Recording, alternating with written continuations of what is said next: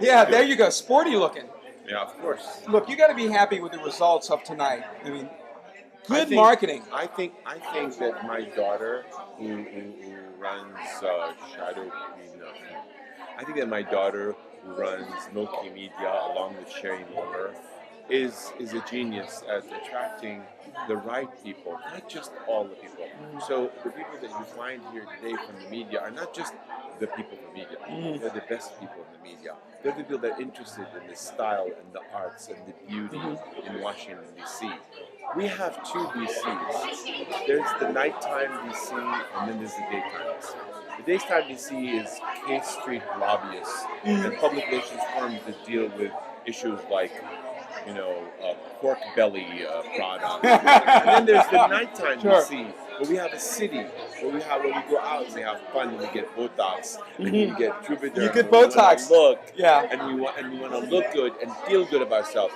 That's the DC that my daughter covers with Moki Media, and that's the DC that she has sort of invited me to come and recapture after an exile of 20 years.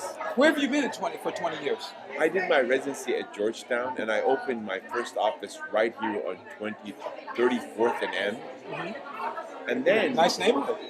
Right there, right on 24th. I was on top of Visage Express, and I was like friends with Sylvain Menloul. Is that a hairstyling? He was Hillary Clinton's hairstylist. Oh, yeah. Okay. And I had a very beautiful office. And then I opened a satellite office in Waldorf, Maryland. And within 6 Why months, Waldorf? Within 6 months, I was busier there than I was here. Because I just finished my residency, I was young. The people had the option to go to Georgetown or GW or Ayan Hakki. They chose the other two. Now, 20 years later, they're choosing to come to me because I'm no longer young. And good judgment comes from experience. Experience comes from bad judgment. Well, yeah, experience is good, but how do you feel? I mean, you say you're no longer young, but how do you feel? How do you feel energetic? Great. I've never been more energetic than I am right now.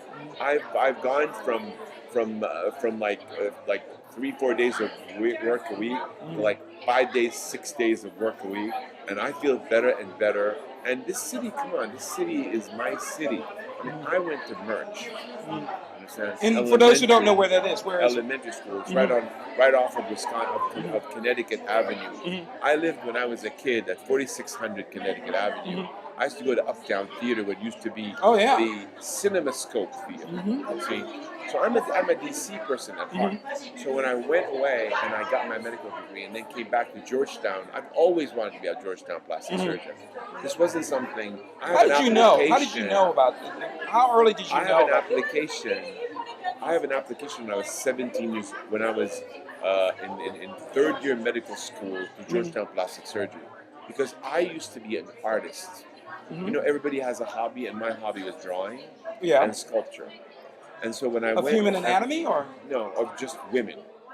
Well, I think I can see the connection. And then, when I got good grades and I went to medical school, I needed to join those two. Yeah, and I thought that the best way to do it was plastic surgery. And you were smart to do that. So literally, I had to make a decision between being an architect or a plastic surgeon when I was 17. And I chose to be a plastic surgeon in Georgetown when I was 17.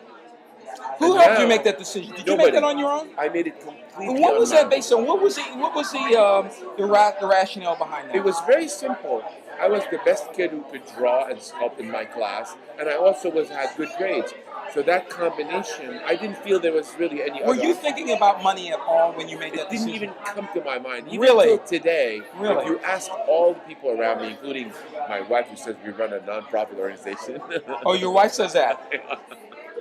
She stands by that, right? And she jokes about me. Oh, yeah, I was going to say. I personally have absolutely no interest in anything but the result, the beauty, making women feel better, making them look better. When you say women, though, now why not guys? I don't know why. I think it's because women love me and guys don't like me a lot. I don't know what it is. It's like... Really? You've had guys say that to you? No. As patients. I hear that the men are getting more and more plastic surgery every year. Every time I open a journal of our society, I hear that. But in my practice, they've been at 1-3% for 25 years in a row. Do you market to men at all? I don't market to men, but I don't market against men. I love men. I have nothing against men.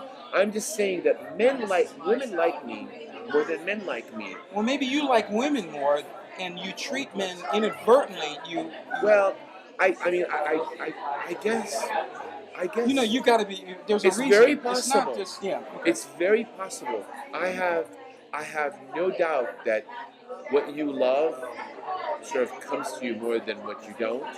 And the fact that I like men and I'm a guy's guy and everybody loves me and I have hundreds of male friends doesn't Hundreds? mean hundreds. Your literally, I Facebook page can, will prove that, right? no. My Facebook is only made. I mean, I have definitions. Only people who've known me for 50 years are allowed to be my Facebook friend.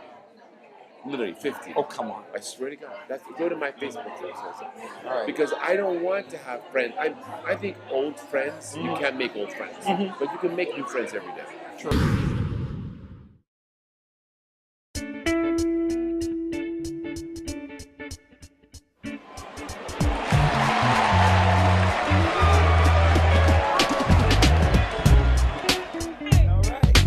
That's what I call a promotion.